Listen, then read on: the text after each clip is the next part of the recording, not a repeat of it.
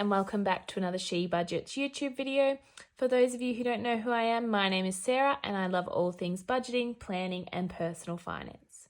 So in today's video, we are going to be doing the May Pay To budget sheet. Over here you can see this was last week's. We get paid weekly, so we fill out one of these sheets each week. So this is for those of you who don't know, the She Budgets budget planner. These are available on our website if you are interested. We are actually still have a sale at the moment for 25% off for Mother's Day, so that ends Sunday. So jump on over to the website if you're wanting to grab one on sale. So let's get into it. Okay, so I've just zoomed you in so you can see a little bit better. So the pay period that we are focusing on for this pay, we've got the 11th to the 17th of May. Like I said, we get paid weekly.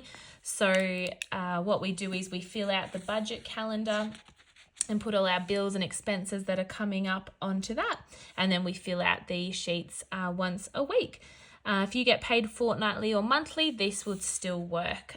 You just wouldn't need as many pay budget sheets. So Cohen's income, so he got $1,638 this week. He is a commercial bricklayer. So that's what he does. And then I got paid, so I'm part-time. Sorry, that's going a bit blurry when hopefully I might need to zoom you out a little bit. And I work part-time for 3 days a week, so I got $813. So we'll add those up, so 1638 and 813. So we have $2,451 this week. And 51. All right. So moving on to our fixed expenses. So these are all like our bills and things like that. So we have our gym membership. Sorry, I feel like it's going blurry. Sorry, everyone. So gym, that comes out on the 11th for $56. Then we have our Cohen's phone. And that also comes out on the 11th for $25. Next, we have our utilities, which we put a small amount to each week. They come out on the 12th, and that is $150. We just got the bill, so our rates came in. We only owed a small amount, so that we didn't have to put in extra for that. Our electricity was in credit and our gas was in credit, which I'm stoked about. So we don't have to put any more money towards that. So this $150 is working a week, is working well so far. I thought I might have to bump it up for winter, but at the moment we're doing okay. Then we have mortgage.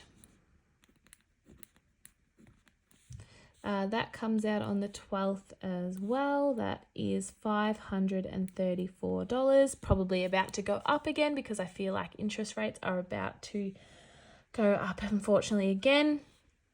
We have our car insurance, which we pay fortnightly. That's coming out on the 16th, and that is, what's that, $53. That's just gone up. So it was 45 or 40 something, so it's gone up to $53 now. And then we just have, I'd like to have a bit of a buffer in our bills account in case I forget a bill. So that's just, I'm going to add 20 and that just keeps building up in case we ever have to use it.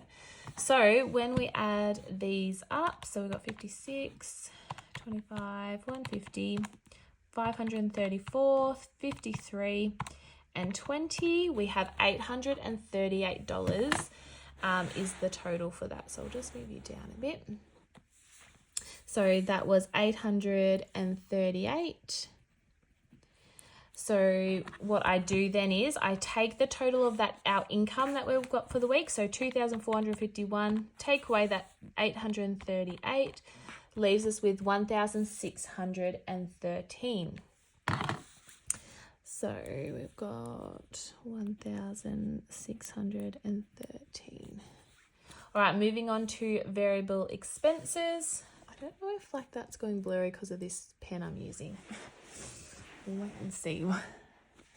We've got groceries. We are going to budget $3.50. We've had to bump that up. So I think $3.50 is going to work well for us. So we'll keep it at that for a little bit and we'll see how we go with that. Eating out is next.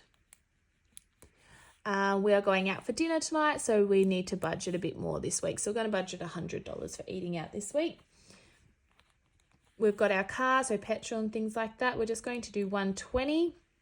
I feel like petrol's pretty good at the moment in our area, so I don't need to budget $150 this week. So we're going to try $120. Then we've got the boys' splurge. I've just bumped this down. Their splurges were sort of adding, like they were getting into the hundreds, and they didn't need $25 a week, so we're making it $15 a week each for them, so $30. And then the usual for Cohen and I, so $100 for Cohen, $100 for myself. And then I also like to have a bit of a buffer in this account, as these are separate in separate bank accounts, just in case we go over our groceries or our eating out or our petrol or something. So I'll just do $20 for that. So we'll go and add those up. So $3.50, 100, 120, 30, 100, 120. So we've got $8.20 there. So $8.20, and then what we do is we take this remainder money here. So we've got $1,613. We take away our variable spending money.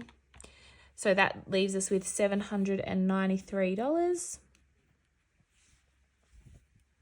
And then what we do is we'll move on to, sorry, I was just saying goodbye to someone. That's why so now we'll move on to our sinking funds.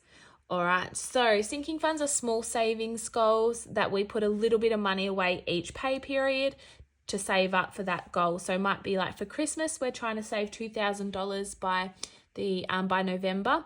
So we put $40 a week in each week to save up for that. I like to keep our sinking funds in UpBank because you can have as many saver accounts as you like. So I'm just going to go and quickly fill out our sinking funds that we are currently focusing on. So I'll put that in fast forward.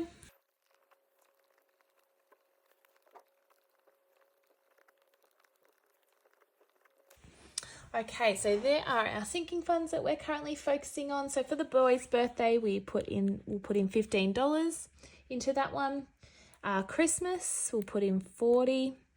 For holidays, we put in $100. We're actually going to go to Queensland in August, which will be so nice. Get it away from freezing Ballarat winter, which is like, in Victoria, and head to the sunny coast, which will be very nice.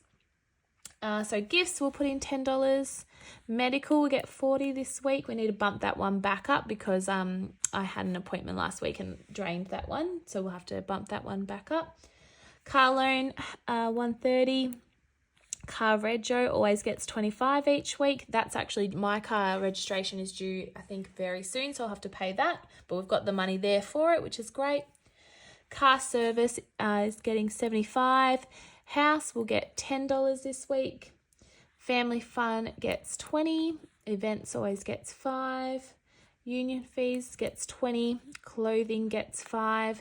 Giving gets $5. And then miscellaneous is getting $20. So we'll quickly go and add those up.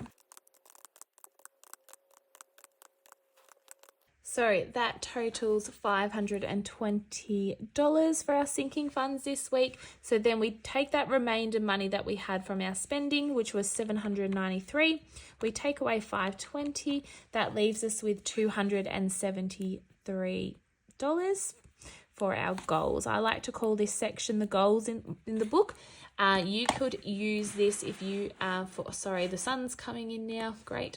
You could use this for however you like. If you need more sinking funds, there's space there. If you need more variable or bills, or if you'd like to do maybe your cash, your challenges, or can be used for whatever you would like to use it, or you might not even need to use it.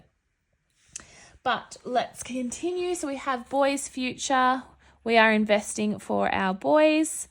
So we put $30 in there. Then we have investing. We are investing for ourselves. We put $50 into that account. We are doing the challenge, the 52-week challenge, which is in the She Budgets book. This week we are putting $23 into that one. And then lastly, we have the car loan. So we are trying to pay this off as soon as possible. So any extra money that we have left over at the end, we are putting towards that. So what do we have so far? So 273, take away 30, take away 50, take away 23. We have $170 this week to put in extra towards that, which is great. So all of these I know equal 273. And then 273 minus 273 is $0. And that's why it's called a zero-based budget. So that is it. I'll zoom you back out. Sorry about the sunshine, everyone.